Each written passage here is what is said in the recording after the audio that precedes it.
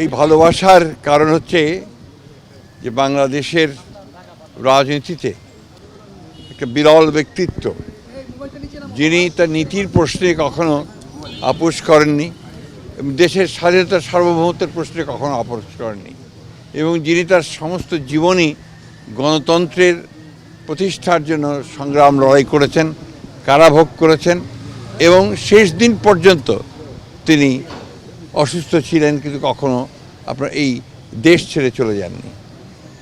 এই যে দেশের প্রতি ভালোবাসা, মাটির প্রতি ভালোবাসা, মানুষের প্রতি ভালোবাসা, এটাই সমস্ত মানুষকে আলোড়িত করেছে।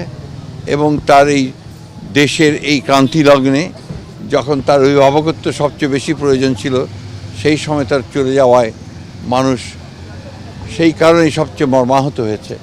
এবং তারা সেই কারণে দেশনেত্রীর নামাজে জানা যায় তার আত্মার মাগফিরাতের জন্য তারা সমবেত হয়েছে, চোখের পানি ফেলেছে এবং অত্যন্ত এই আশা নিয়ে গেছে যে তার এই চলে যাওয়ার মধ্য দিয়ে দেশের মানুষ গণতন্ত্রকে প্রতিষ্ঠার দিকে যে কর্তব্য পালন করা, সেই কর্তব্য তারা পালন করবে এবং আগামী নির্বাচনকে সুষ্ঠু, অবাধ, নিরপেক্ষ করে এই দেশের পক্ষে যে শক্তি আছে বাংলাদেশ জাতীয়তাবাদী দল, সেইটাকে তারা বিজয়ী করবে বলে আমি মনে করি। স্যার, মাননীয় ভারপ্রাপ্ত চেয়ারম্যানের বাবা নেই, মাও নেই, তিনি কেমন আছেন? আপনাদের উপর দায়িত্বটা বেড়ে গেল কিনা?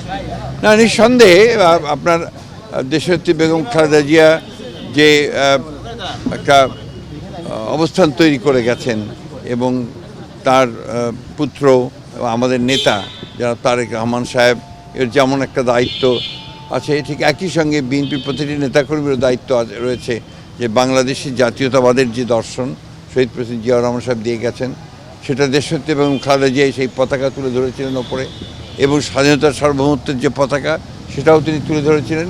একইভাবে তারেক রহমান সাহেবও সেই পতাকা তুলেই জনগণকে সঙ্গে নিয়ে এই দেশের স্বাধীনতার সার্বভৌমত্বের জন্য তিনি কাজ করবেন, রক্ষা করার জন্য কাজ করবেন এবং তাকে সুসংগত করবেন এবং গণতন্ত্রকে প্রতিষ্ঠা করবেন, এটাই মানুষের প্রত্যাশা। আগামী নির্বাচনে ম্যাডাম যেহেতু নেই, নির্বাচন তার কোনো প্রভাব পড়বে কিনা বলে মনে করেন? না, আমি তো মনে করি যে ম্যাডামের চলে যাওয়ার মধ্য দিয়ে যে জনগণের যে ভালোবাসা তৈরি হয়েছে, যে একটা আপনার আমি বলতে পারি যে মানুষের মধ্যে ইমোশনস কাজ করছে, সেই ইমোশনসগুলো তো নিঃসন্দেহে বাংলাদেশ জাতীয়তাবাদী দলকে আরও বেশি শক্তিশালী করবে। স্যার, কুলখানি থেকে শুরু করে বাকি আনুষ্ঠানিকতা নিয়ে কোনো এগুলো নিয়ে এখনও কোনো আলাপ হয়নি, সেটা পরে আলোচনা করে আপনাদের জানানো হবে। হ্যাঁ, থ্যাংক ইউ।